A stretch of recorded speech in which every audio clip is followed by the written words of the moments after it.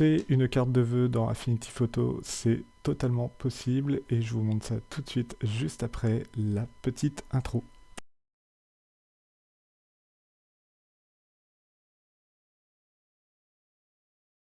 Salut à tous, c'est Laurent et bienvenue dans ce nouveau tuto sur Affinity Photo. Aujourd'hui, je vous montre comment réaliser votre propre carte de vœux en ces fêtes de fin d'année et vous allez pouvoir bien sûr les imprimer sur votre imprimante personnelle grâce à du papier photo 10 par 15. Donc on va commencer tout de suite par créer un nouveau document au format 10 par 15 cm tout simplement. Donc vous voyez que moi j'ai déjà un pré-réglage de fait, mais vous pouvez vous faire votre propre réglage juste ici, et donc vous mettez 150 mm si vous êtes en millimètres, ou 15 cm si vous êtes en centimètres, et 10 cm, vous voyez, je peux le mettre directement en centimètres, il va me le convertir en millimètres. Donc vous gardez bien une résolution de 300 dpi, puisque vous êtes sur un document qui va être imprimé, et ensuite vous faites bien attention d'être en CMJN, pour avoir des couleurs dédiées à l'impression et compatibles avec les cartouches d'imprimante. Et ensuite, vous n'êtes pas obligé d'inclure une marge, ni même d'inclure un fond perdu, car là, vous allez pouvoir imprimer sans bordure directement sur votre papier photo, donc il n'y a pas forcément besoin d'avoir du bord perdu. Donc, vous faites créer, hop, et donc là, vous avez votre nouveau document qui est fait. Donc vous voyez que là, j'ai un fond en damier, ça veut dire que le fond est transparent, mais ça ne va pas être le cas très longtemps, puisqu'on va tout de suite aller chercher l'outil rectangle pour créer un fond. Et vous voyez que j'ai un nouveau calque qui s'est créé, qui s'appelle rectangle, et je vais le renommer tout de suite fond. Et ce fond là, je viens lui appliquer un dégradé par son centre, hop, et je maintiens Shift, je clique gauche et je maintiens Shift pour aller à gauche, à droite, en haut ou en bas, n'importe, vous choisissez le côté que vous préférez, et vous allez le passer en type elliptique. Et donc ensuite, vous allez pouvoir venir modifier ce dégradé, modifier les couleurs déjà de ce dégradé, en prenant la couleur de votre choix. Moi je vais partir sur du bleu, et donc sur le bleu je vais utiliser, on va prendre des valeurs X, ça va être beaucoup plus rapide. Hop, je vais utiliser donc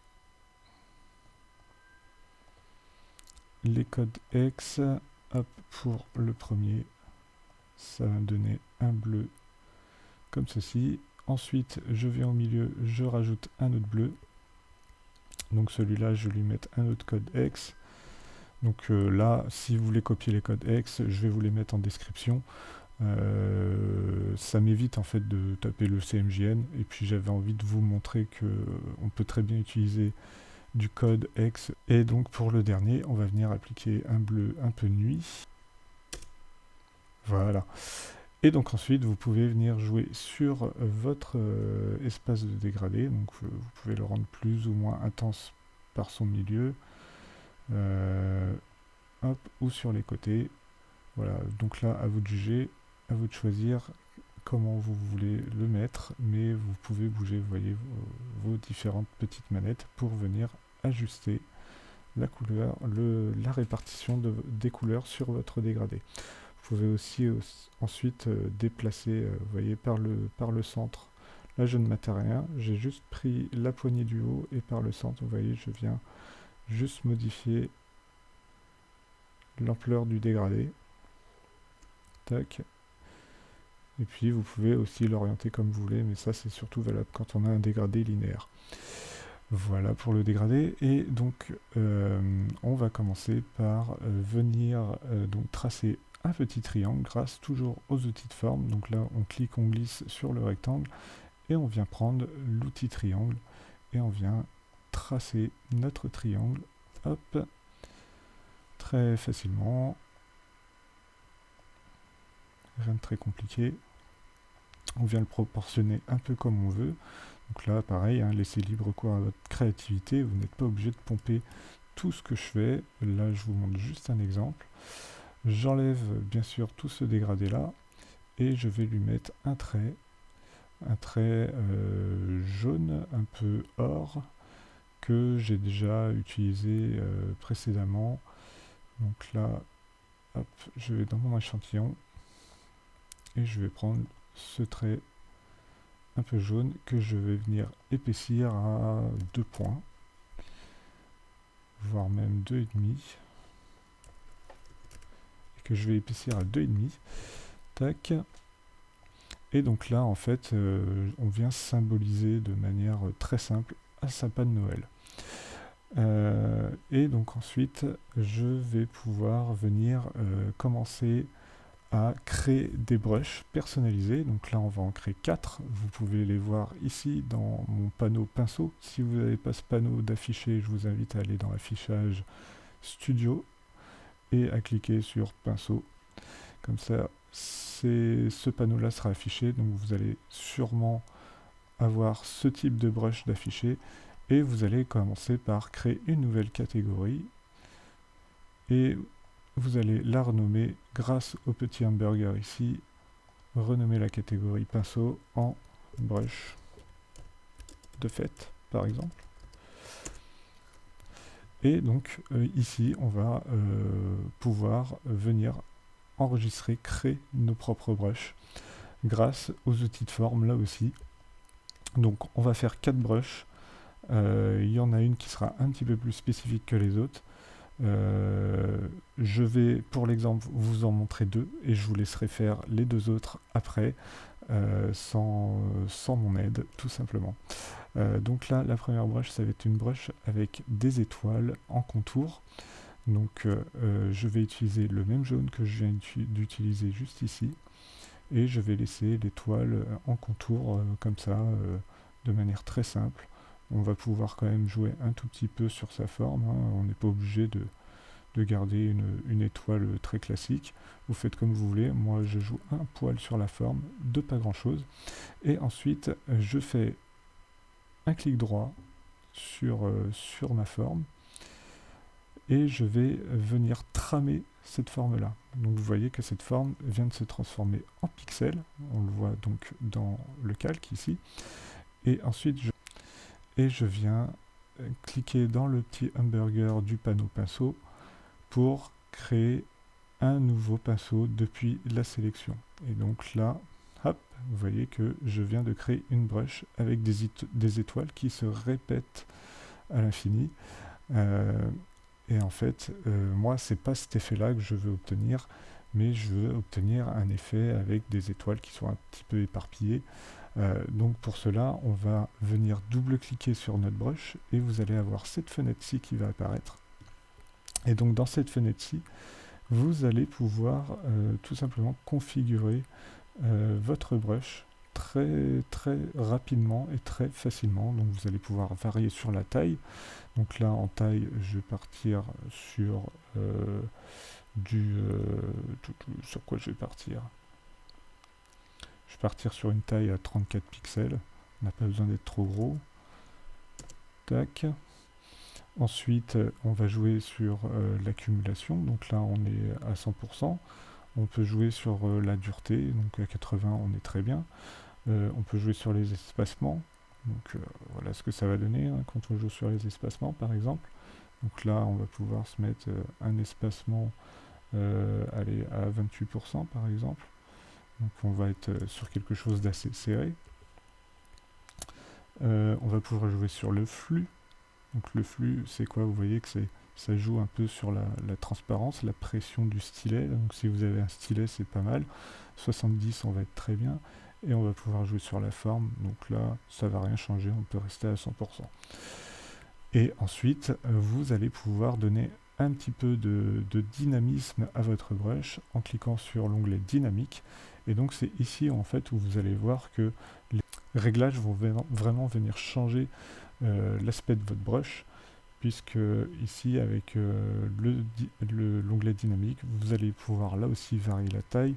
Et par exemple, si je me mets à 75, et bien vous voyez que la taille va varier par son milieu et va devenir plus petite sur les extrémités. On va pouvoir jouer sur une accumulation un petit peu particulière. Donc là, vous voyez que l'accumulation, ça me fait apparaître ou disparaître certains éléments. Donc là, on va pouvoir rester sur 50. Ensuite, vous allez pouvoir jouer aussi sur le flux un petit peu plus en profondeur. Donc là, vous voyez que ça me fait apparaître ou disparaître là aussi certains éléments. On peut jouer sur la rotation des éléments. Donc là, ça c'est pas mal parce que ça permet de faire des effets un peu random. Donc c'est intéressant de jouer dessus. Hop. Et vous pouvez jouer sur la dispersion en X ou en Y. Donc là, vous voyez que si je joue un peu, et donc là ça vous fait vraiment un effet de dispersion, hein. Ça peut pas être plus clair que ça comme terme. Donc voilà, et donc ensuite vous pouvez jouer aussi sur la variation de la luminosité, et donc là vous allez voir que votre couleur va se transformer, va être un petit peu plus intense ou moins. Et tout ça, vous pouvez le faire de manière soit aléatoire, soit avec la pression, soit avec la vitesse, tout dépend de comment vous allez dessiner. Mais je ne vais pas rentrer là-dedans, ça je vous laisse aller regarder un petit peu plus près ce que ça donne. Et donc là, votre broche est faite, et bien c'est parfait. Vous pouvez maintenant venir l'essayer. Hop, donc on va venir supprimer cet élément-là, on va venir verrouiller le fond, et on va venir tester notre brush. Donc on clique bien sur notre brush, on prend le pinceau avec le raccourci B, et vous voyez que là, on a une brush qui est plutôt intéressante. Donc, l'étape suivante, c'est de créer 3 nouvelles brushes. Donc on va créer une brush avec une ellipse qui va être en couleur pleine. Tac. Et donc là, même process, on pixelise, on trame, et ensuite on va venir dans le hamburger, on fait un nouveau pinceau depuis la sélection. Et donc là, vous voyez que ça nous fait une brush très classique. On va pouvoir tracer du trait. Mais nous, ce qu'on veut, c'est donc faire un effet un peu paillette, avec des couleurs un peu aléatoires. Donc là, on va pouvoir du coup venir jouer là aussi sur la taille. On se remet à 34. Hop. Sur l'accumulation, on n'a pas besoin d'en mettre beaucoup. Donc là, ça va jouer vraiment sur des détails, hein. On peut jouer sur la dureté, on va se mettre à 36. Ensuite, on va jouer sur les espacements, et donc là, vous allez voir que ça va tout de suite changer. Donc là, j'ai mis 127, mais vous pouvez mettre 130, hein, on va arrondir. Et ensuite, on va garder les flux à 100%, et les rotations, on n'a pas besoin d'y toucher, vu que c'est que du rond. Et on va venir jouer surtout sur la dynamique de cette brush, car c'est elle qui va vous donner un effet plutôt sympa. Donc là, on va jouer sur la variation de taille à 41. On va jouer sur l'accumulation. Hop, on va se mettre à 60. Ensuite, on peut jouer sur le flux aussi.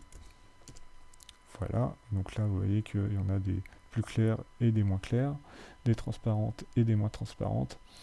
Et puis on va jouer sur la dispersion, où là on va s'éclater, on va mettre une dispersion au maximum. Hop, et les variations de forme, on n'en a pas besoin. Par contre, ce que j'aime bien, moi, c'est la variation de teinte, et voilà. Et donc là, ça change complètement de couleur en mode aléatoire, et je trouve ça vraiment très rigolo. Donc ensuite, vous allez pouvoir créer 2 nouvelles brushes, dont une brush avec ma bibliothèque qui est juste ici. Donc on peut créer une brush de flocons de neige. Donc là pareil, même démarche, on trame le calque, on trame la courbe, hop, et puis on vient créer une nouvelle brush, donc nouveau pinceau, et on vient modifier tout ça, donc la dynamique, la variation de taille, hop, les espacements, etc., etc. Donc là, je vais vous laisser faire les 2 autres brushes, et on se retrouve juste après.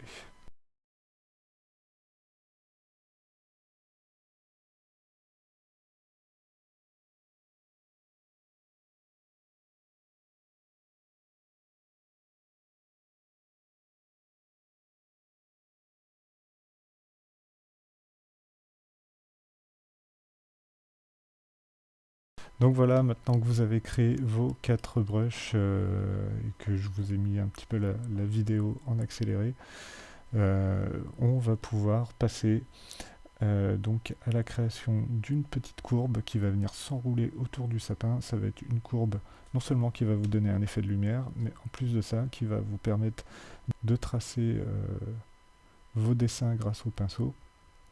Et donc cette courbe-là, on va surtout la créer grâce à l'outil plume. Et on va venir la faire démarrer tout simplement à partir d'ici. Ici, on maintient Shift. Donc on clique, on glisse en maintenant Shift pour avoir des vecteurs droits. On redescend ici, juste ici. Et on clique et on glisse pour faire maintenir les vecteurs droits. Et donc là, on vient faire un effet de guirlande qui vient s'entourer autour du sapin. Donc on va pouvoir venir ajuster tout ça après, hein, je vous le rassure. Hop. Tac. Et tac. Voilà. Et donc on va lui mettre un petit contour. Hop là, ça c'était le fond. Hop, on lui met un petit contour. Et là on va venir l'ajuster grâce à l'outil nœud qui se trouve juste en dessous de la plume. Et vous voyez qu'on peut venir, grâce à l'outil nœud, ajuster les vecteurs un peu comme on veut. Donc là, on va pouvoir faire quelque chose d'un petit peu plus propre.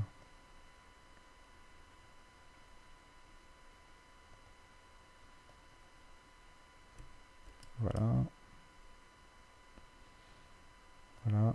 Et donc là, l'effet qu'on va vouloir donner, c'est un effet d'enroulement. Donc, il va vous falloir supprimer certains endroits. Et donc, pour cela, il va falloir intégrer, grâce à l'outil nœud, certains points, comme ici. Donc, ici, on voit qu'on passe devant. Donc, ici, on va naturellement passer derrière. Donc là, on intègre 2 points.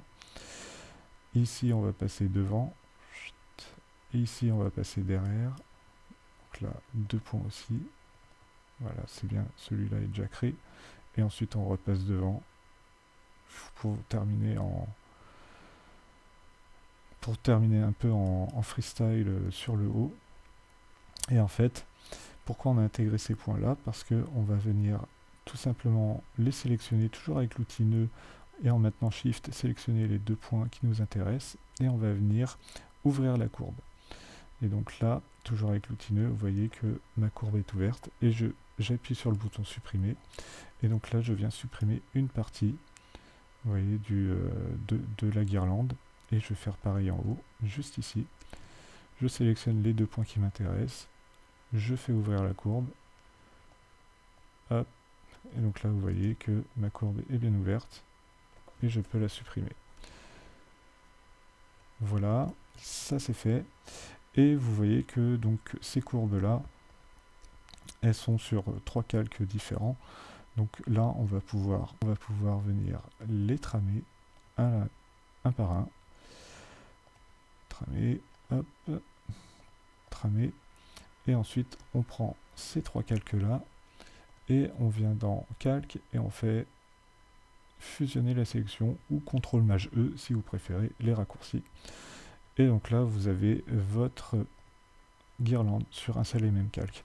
Et donc ensuite, on va venir dessiner sur d'autres calques. Donc là, on va créer 2-3 calques.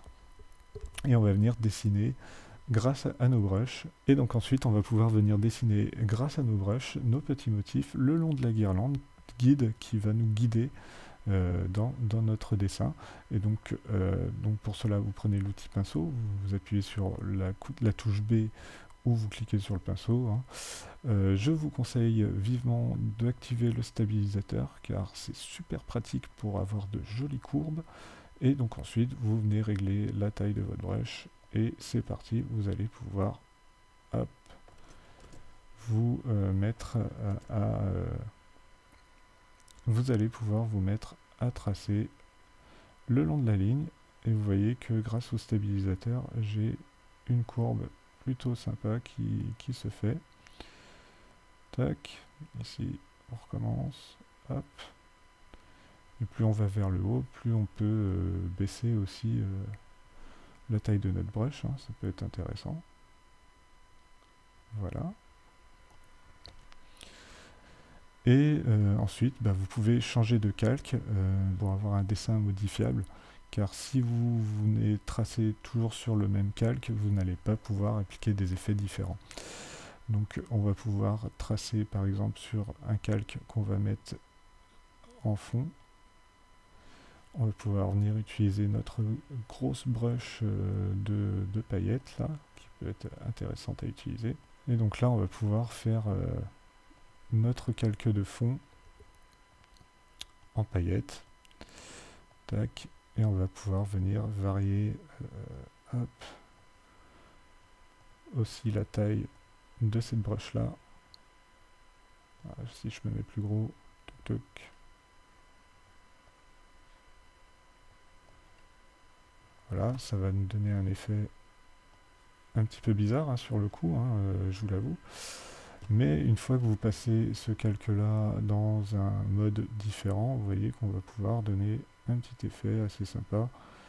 Donc là, ça peut être de la superposition, ça peut être de l'incrustation, qui peut être intéressant, et ça peut être de la lumière tamisée aussi, par exemple. Et si on vient jouer sur l'opacité, on met à 50%, voire moins, et ben ça nous donne un petit effet assez sympathique, un peu pailleté, un peu de fête. Et ce calque de pixels, on va pouvoir le mettre intégré dans notre fond. Comme ça, il va être bien coupé grâce à la forme rectangle. Voilà, et donc ensuite, bah, libre à vous, sur chacun des calques, de venir utiliser la brush de votre souhait. Tac, donc là par exemple, pour remplir le sapin.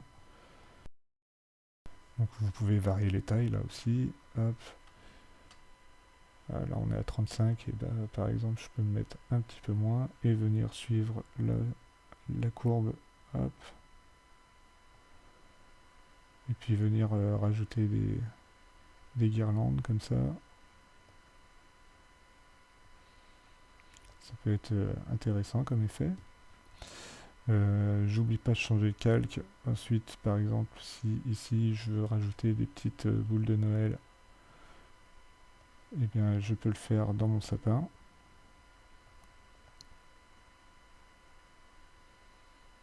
Voilà. Et ensuite, ben, on va venir appliquer de la lumière là-dessus. C'est-à-dire que sur chacun des calques, vous allez pouvoir appliquer un petit effet de lueur externe. Clac, je décale la fenêtre. Et donc cet effet de lueur externe, vous allez pouvoir lui mettre une intensité, un rayon. Donc là on va partir sur un rayon de 50. Et donc là déjà vous voyez que ça ressort tout de suite. Et une intensité à 80% par exemple. Et là, poum, ça s'éclaire, c'est magique. Et c'est féerique pour Noël. Et donc vous allez pouvoir faire ça pour n'importe lequel de vos calques, celui que vous voulez. C'est pour ça qu'il fallait bien séparer les calques. Bon, là je ne l'ai pas forcément fait tout le temps. Vous voyez que là, par exemple, mes étoiles et mes flocons de neige ne sont pas séparés. Donc là je ne vais pas forcément appliquer de la lumière. Par contre je peux très bien appliquer cet effet de lumière sur mon sapin et le faire briller, voilà, avec une intensité et un rayon. Là je mets 50, mais vous pouvez mettre moins, hein. Voilà, si vous voulez qu'il soit un peu moins important, vous n'êtes pas obligé de mettre une intensité à 80 non plus, vous n'êtes pas obligé de suivre forcément mes instructions. Le tout c'est de se faire plaisir et d'avoir un résultat qui vous plaît. Donc voilà, là on est pas mal. Je vais peut-être mettre un petit effet de lumière ici aussi. Hop.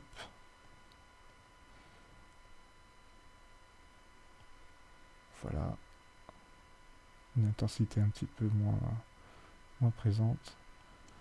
Tac. Et on a quelque chose quand même qui est plutôt sympa pour les fêtes, je trouve.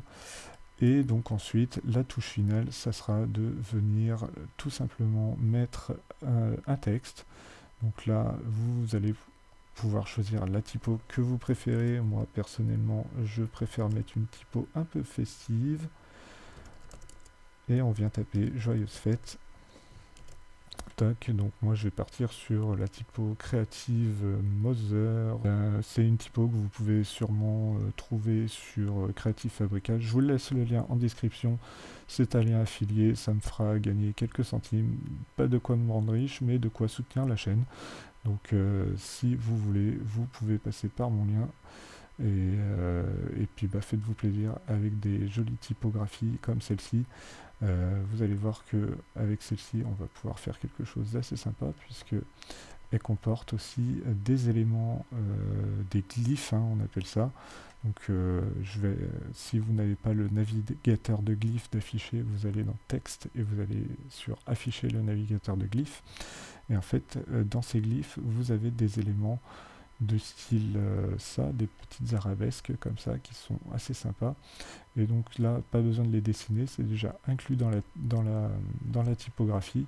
Et donc vous allez voyez, pouvoir l'utiliser à votre guise pour faire des petits effets sympas comme tout.